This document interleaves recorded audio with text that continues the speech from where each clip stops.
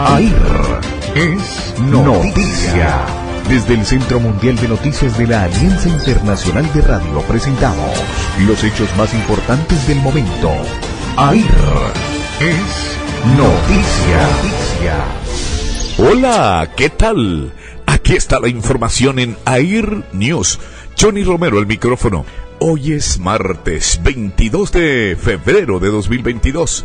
Aquí están los titulares de las más importantes noticias ocurridas en el mundo hasta este momento. La guerrilla del ELN amenaza con un paro armado de 72 horas en toda Colombia. Venezuela moviliza 3 batallones contra grupos armados en zona fronteriza. Ollanta Humala, primer expresidente peruano llevado a juicio por aportes de Odebrecht. Motín en un penal de Acapulco deja al menos 20 policías heridos. Autoridades realizaban traslado de reos. Biden acepta conversación con Putin si Rusia no invade Ucrania. Grandes maniobras anteceden el anuncio de la candidata de Biden a la Corte Suprema. López Obrador dice que viola soberanía mexicana financiación de Estados Unidos a ONGs opositoras. Aquí están las noticias, Ciudad de México. El presidente de México, Andrés Manuel López Obrador, consideró una violación a la soberanía del país la financiación por parte de Estados Unidos a organizaciones civiles que él considera opositoras a su gobierno en un nuevo reclamo a Washington para que deje de hacerlo. El comentario del gobernante se produce en medio de roces entre las dos naciones por una reforma constitucional del sector eléctrico impulsada por él y cuestionada por autoridades estadounidenses que alegan que podría contravenir el Acuerdo Comercial de América del Norte, TECME, lo que México niega. Es una vergüenza para cualquier gobierno en el mundo meterse a la vida interna de otros países, dijo el mandatario en su rueda de prensa diaria. Es una demanda que tenemos pendiente porque es un acto injerencista de violación a nuestra soberanía, añadió. El gobierno envió en mayo pasado una nota diplomática a Washington que nunca fue respondida para protestar por el apoyo financiero de la Agencia de Estados Unidos para el Desarrollo Internacional, USAID, a la organización Mexicanos contra la Corrupción y la Impunidad. López Obrador ha atacado claramente, duramente, en los últimos días a periodistas tras la publicación de artículos que comprometen a su administración, suscitando críticas por ser México uno de los países más peligrosos para ejercer el oficio, con 150 asesinados desde 2020, 5 en lo que va del año. Tenemos otra información desde México con Sara Pablo. Gran polémica causaron las declaraciones que sobre México hizo el senador republicano Ted Cruz en la frontera con Texas desde Ciudad Juárez, Chihuahua. El presidente Andrés Manuel López Obrador dijo que es un timbre de orgullo ser criticado por el político estadounidense. El senador consideró que existe un colapso de las instituciones en México y pidió al presidente Joe Biden presionar a su homólogo mexicano para enfrentar la violencia contra periodistas. En su conferencia mañanera, el presidente López Obrador criticó que sus adversarios hayan retomado las palabras del senador. Descartó haber tocado el tema con el embajador estadounidense Ken Salazar, con quien visitó las aduanas de Tijuana, Baja California y de Nogales, Sonora. Entonces ahora que es un momento de transformación, porque la verdad es un timbre de orgullo que un senador como esta persona se lance en contra del gobierno que representa, me llena de orgullo por lo que él representa. Mientras el coordinador de los senadores de Morena, partido oficial, Ricardo Monreal, señaló que las declaraciones del senador Cruz son inadmisibles, pues interfieren en la política interna y la soberanía de México. Consideró que debe actuar con más prudencia, informó Sara Pablo desde Ciudad Juárez, Chihuahua. Washington. Campaña de influencia meticulosas, investigaciones y algunas maniobras cuestionables. La tensión crece en Washington cuando se acerca el anuncio de Joe Biden de su candidata a la Corte Suprema de Justicia. El presidente demócrata ha prometido nominar por primera vez en la historia a una afroestadounidense para el máximo tribunal y deberá dar su nombre a finales de febrero. Hasta ahora ha dicho que se centra en 4 candidatas, todas increíblemente cualificadas para sustituir al juez progresista Stephen Breyer, que se jubilará en junio. al concluir el periodo de sesiones.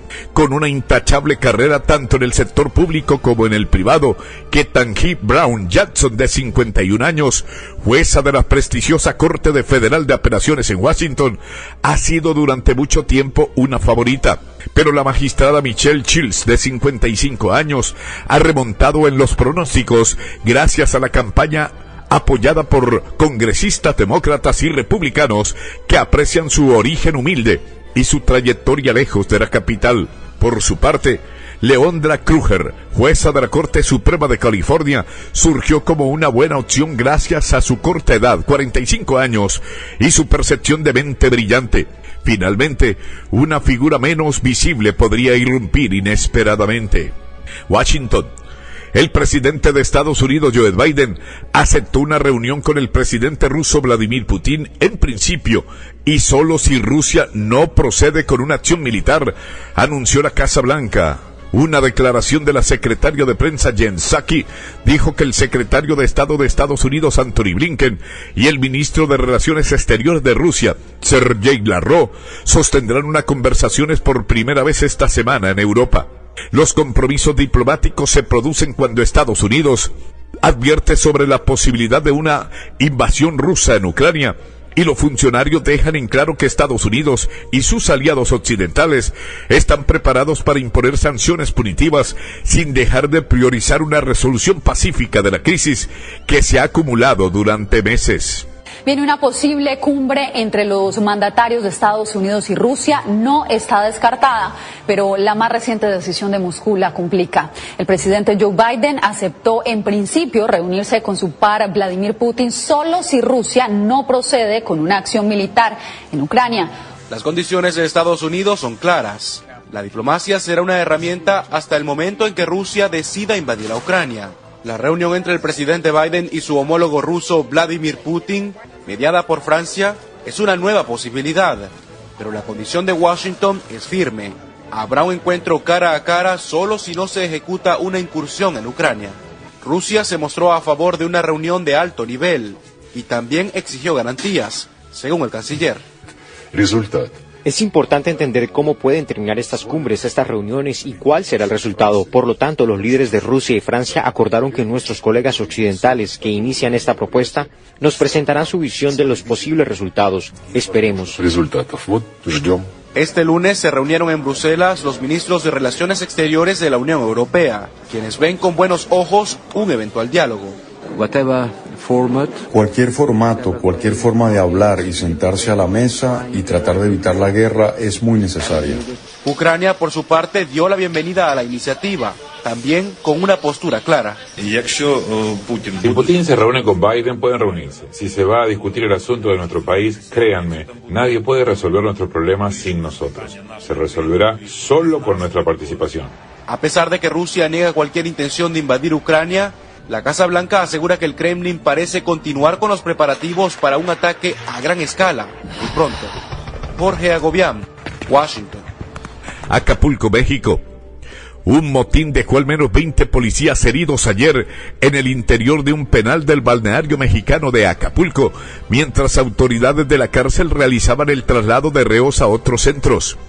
En cuanto a los policías estatales que resultaron lesionados durante este hecho, informamos que suman un total de 20 elementos, quienes presentan distintos tipos de heridas, como contusiones, fracturas, y uno de ellos resultó con traumatismo cráneoencefálico, dijo la secretaria de Seguridad Pública del sureño estado de Guerrero en un comunicado.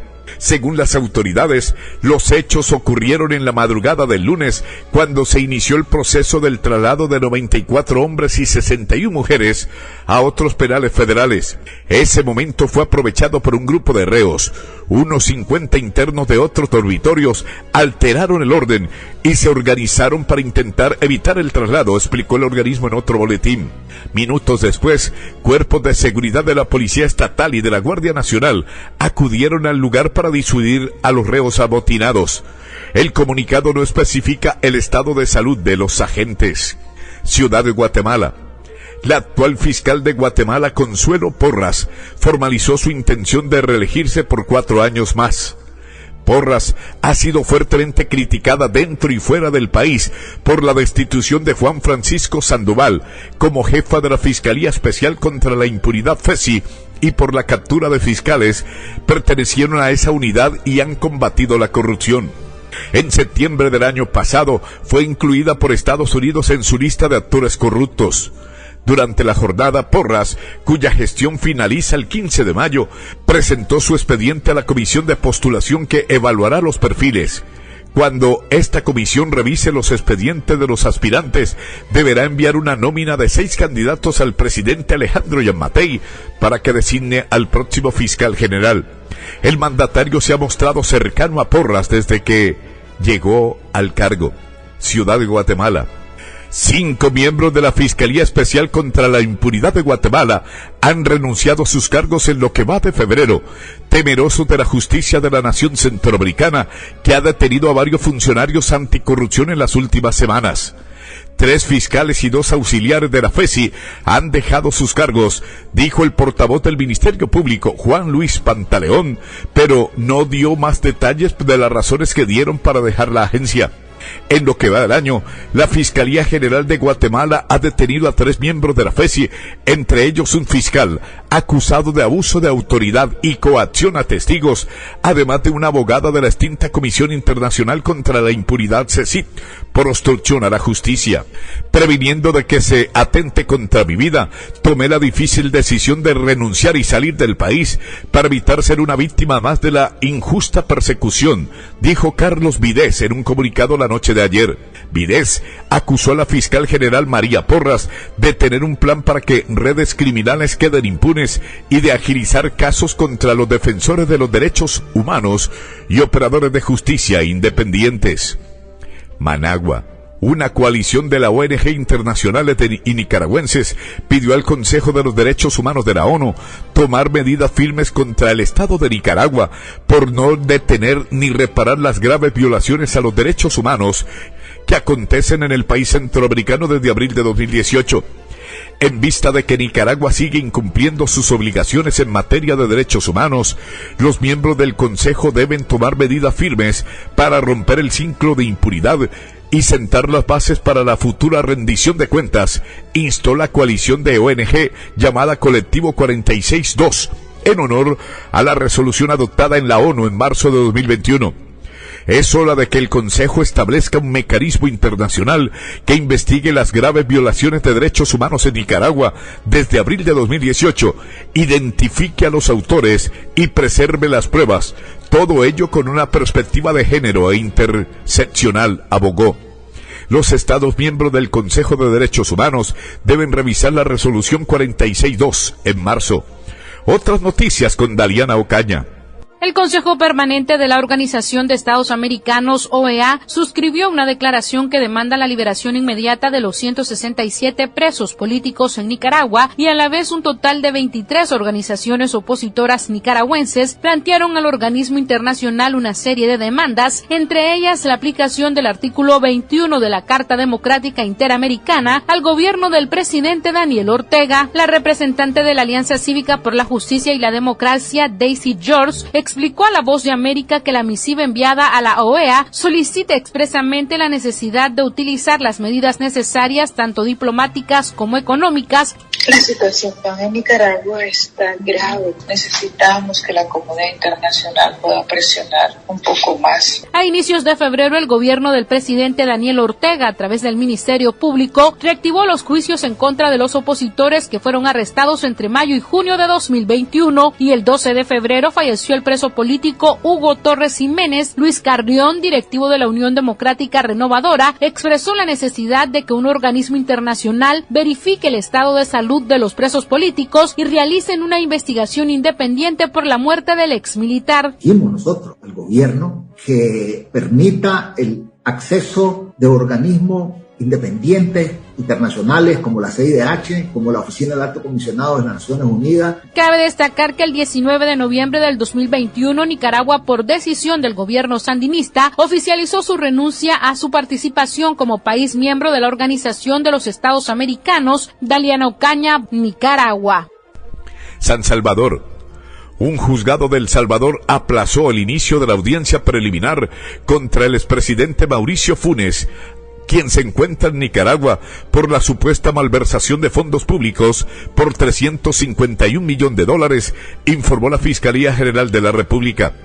Se trata del caso denominado saqueo público, por lo que la Fiscalía emitió en junio de 2018 órdenes de captura contra Funes y un círculo cercano de amigos y familiares.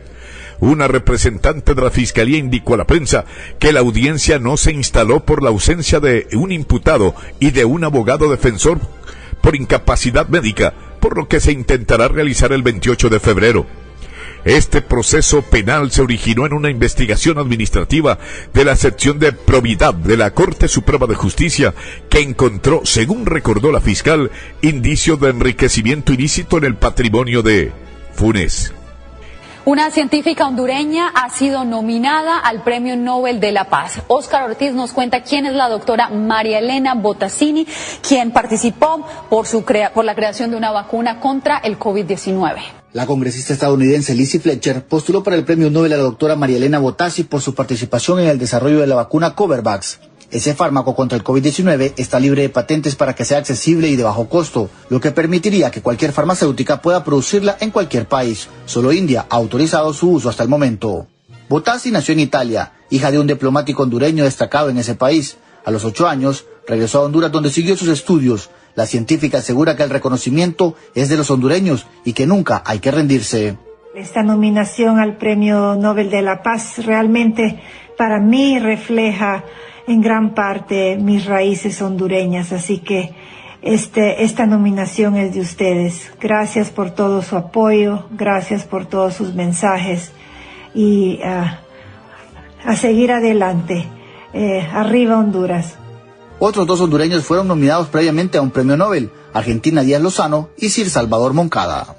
A todos muchísimas gracias. La verdad es que este honor que nos ha conferido a mí, a Peter, a nuestro equipo, a nuestras instituciones, Texas Children's y Baylor, pues es muy especial esta nominación al Premio Nobel.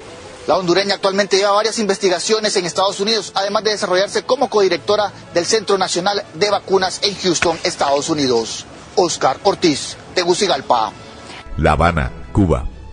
Al menos 200 cubanos se reunieron cerca de la Embajada de Costa Rica en La Habana, después de que la nación centroamericana endureció los requisitos de visados para cubanos que buscan pasar por San José en su camino a Nicaragua.